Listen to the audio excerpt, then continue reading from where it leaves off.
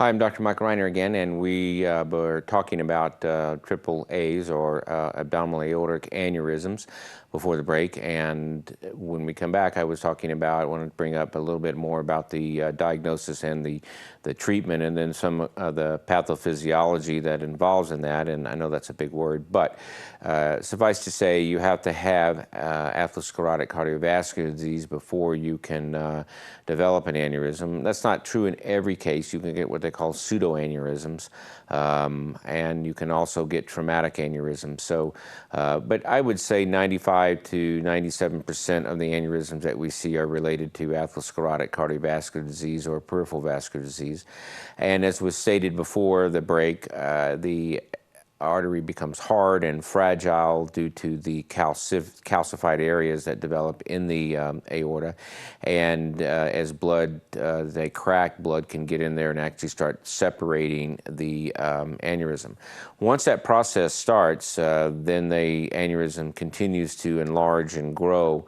And depending on the size of the aneurysm, 8 centimeters is critical. So if your aorta goes from 2.5 centimeters to 8 centimeters, that's where you're developing the criticalness of the rupture. As far as repair of that aneurysm, most cardiovascular surgeons don't do anything until it reaches 5 centimeters in diameter. That being said, the location of the aneurysm is also important, and it's very important with regards to the renal arteries. Where the renal arteries take off and feed your kidneys determine the nature of the repair. If you are very fortunate enough to have what they call an infrarenal or below the renal artery aortic aneurysm, those can be repaired with an endograft, which is basically now a procedure where they go inside the aneurysm from the groin and they put in a Dacron sheath, and they basically just expand it, and it takes into the artery, and it actually creates a new artery inside the other artery so as to prevent rupture. Once a Dacron graft has been put in there, they do not develop aneurysms. Now, you could still develop some separation or progression in a different area, but once the graft is in place in the endograft, then you're usually pretty safe in that respect. If they happen to be above the renal arteries or they happen to be involving the renal arteries, then you're looking at a very in-depth surgical procedure to repair that, and they usually go around and they usually put a graft in there, and that usually protects the artery from further rupture and death. So the key to this is, again, diagnosing it and knowing that you have it.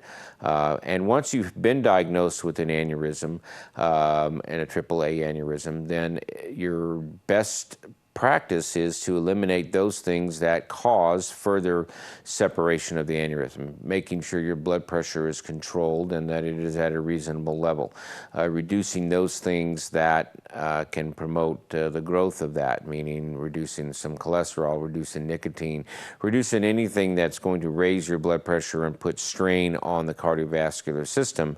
Getting your diabetes under control and doing those things may help that. Once I have followed people for years with a 3 centimeter abdominal aortic aneurysm, and there's almost sometimes no growth within those things. Depending on how well they take care of themselves, could determine that. We do see what they call thoracic aortic aneurysms, and that's when the dissection of the aorta takes place at a much higher level. That has been linked to syphilis and other diseases, not so much atherosclerosis. That's one of the side effects of late-term syphilis, although we hardly see that these days, but it has been associated with it.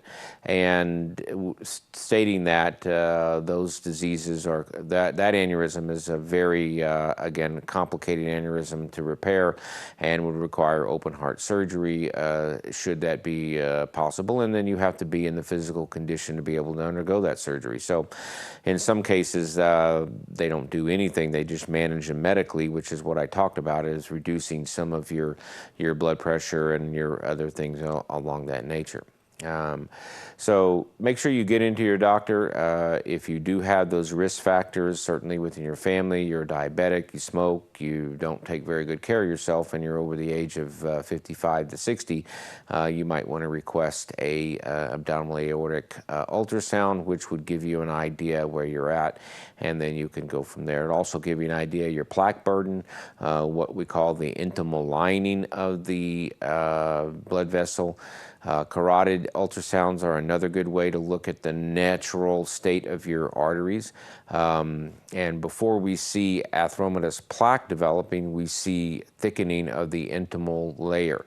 The intimal layer is this very thin layer of cells, almost like glass on the surface of the arterial wall. It's meant to be that way because when it actually denudes or it actually peels off, it exposes a very rough collagen-like surface underneath, proteinaceous surface that attracts platelets and other cells. It's like a cut inside the vessel wall. And some people believe that this is the process that helps to start the atherosclerosis, which is what we call shear force, meaning the blood pressure goes up, it's very hard on the blood vessel, it rips off some of those endothelial cells, and the body tries to repair that, and in the process of repairing it causes cholesterol, mitogenic factors that grow smooth muscle, and those types of things take place. So your body's natural healing process is really the cause of some of this disease processes over time, and the idea, that's why we believe that antiplatelet greasers like aspirin are very good to help prevent atherosclerosis. I think we have Charles on the phone. Charles? Yeah, Doc? Yes. Yeah, there's a delay in the transmission, so it's kind of weird. Anyway, I have a question about tinnitus and vertigo. Okay. I discovered I have tinnitus. I thought it was an electrical problem with my house, but found out it goes elsewhere. And when we had a power outage, it was still there. And I also had a couple friends that, oddly enough, at the same period, which was only within the last week, said that they were diagnosed with vertigo. And I know they both could involve the inner ear. So I was wondering if you could tell people about that. Certainly I will. Thank you for your call. Okay. And yeah, if you hang up and listen, I'll discuss that, and I'll complete a little spiel on the aneurysm. But so I think that pretty much covers most of those things, but the aspirin is one of the things that has felt to reduce some of the platelets, because once aspirin hits a platelet, it literally renders that platelet useless for the rest of that platelet's life. And we produce thousands and thousands of platelets every second and every day. So continued baby aspirin use helps to reduce the amount of platelets that stick in there until that endothelial lining actually grows. And if you've ever had a stent, there are two ways you can have a stent. You can have a medicated stent or a non-medicated stent. If you have a medicated stent, what they do is they prevent clotting, but they also takes up to a year for the new endothelial cells to actually grow over the stent and make it smooth. If you have a non-medicated stent, then it could be within 30 days and they put you on an F event. So the repair of the internal artery usually take place very fast. So that's why platelet aggregate therapy can be very, very useful with that. And if you have too much plaque burden, maybe in your abdominal aorta, aspirin might be one of those things that might be a little bit contraindicated, but you have to discuss with your provider about having too thin of blood causing some problems. You may want some clotting to take place, so you kind of paint yourself into an ugly corner with that. So getting to your doctor, discuss that. Very good topic. Thank you, Ray, for that. Now, Charles called in and asked about vertigo, tinnitus, which is ringing in the ears and sometimes associated with vertigo in Meniere's syndrome or complex when you get the two together. And but really was asking about dizziness, and there are a lot of different causes for vertigo. The one thing that people get the most afraid of is strokes and cerebral vascular accidents when they have dizziness issues.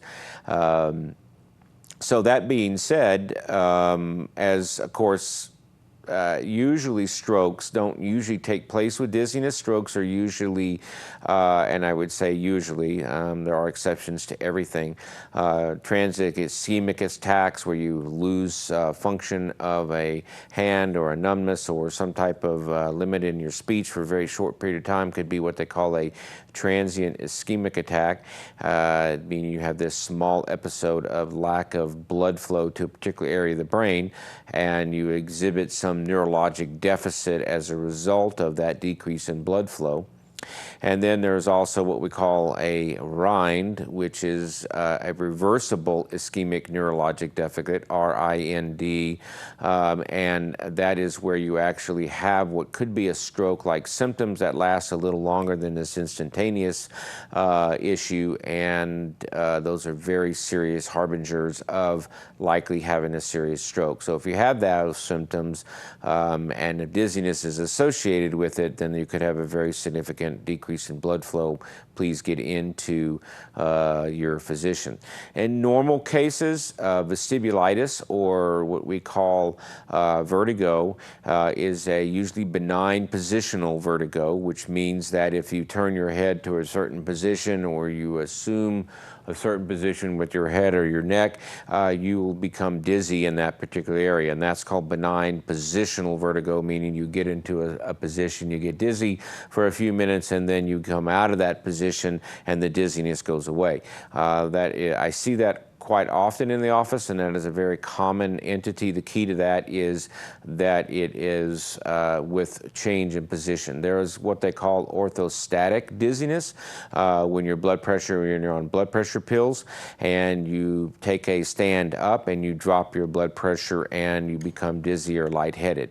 That's a totally different issue, and if you're on blood pressure pills, you are always at risk of that, and that's why they have adjusted the blood pressure guidelines for the elderly, when I say elderly, 65 and older, up higher limits to the 140 range on the systolic side.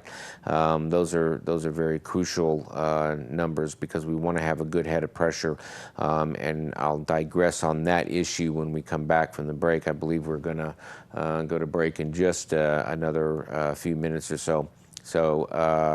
And then when we come back, we'll talk, we'll bring up that subject and go from there. So we'll be right back. Thank you.